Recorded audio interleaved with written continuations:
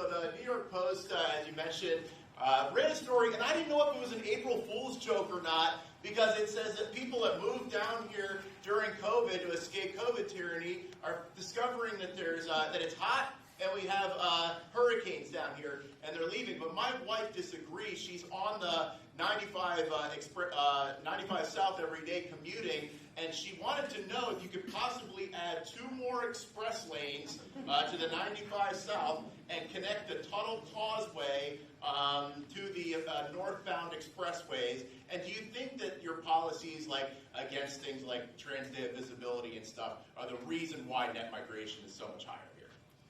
Well, right. I mean, so the issue is, I didn't know. Yeah, I saw that. I think that was a play off the NBC article. But the thing is, we've led in net migration. I mean, look, this has always been a transient state. People come and go. That's normal. That happens in all states. But our state in particular has always had that. But we lead in net.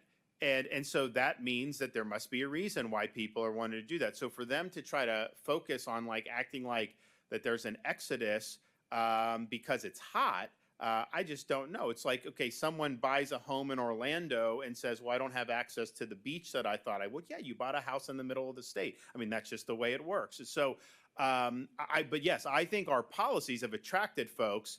First, living in Florida during COVID was like living in a different country if you were coming from Illinois or New York or some of those places. And you know how I know? Because people that implemented some of those policies sent their families to live in Florida rather than live under their oppression. So that was true. I think how we've empowered parents on education has been really important. Parents want to know that their kids are going to get an education, that they're going to have a say in the matter, that they're going to know what's being taught, and that they have options to be able to find the best school. But then also law and order and crime has been a big deal. Crime was in terrible shape 2020, 21, 2022. They're saying now the statistics show around the country it's gone down. I don't know if that's true in some of those areas, but I also know that you do have an issue in kind of run-of-the-mill crimes.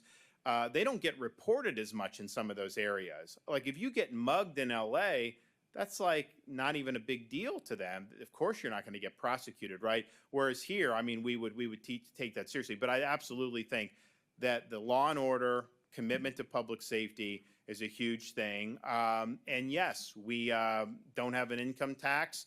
And yes, it's hotter in the summer here than it is in some other places. I don't think that that's like, it takes a great investigatory journalistic enterprise to figure that out. Of course it is. That's just the nature of it. But all the more reason why what we did last week to make sure we're not going to allow these squatters to commandeer private property is really important. Because you do have people that will live here 7-8 months of the year. Maybe they go to Maine or New York or even we got a lot of Canucks that come down here and own property.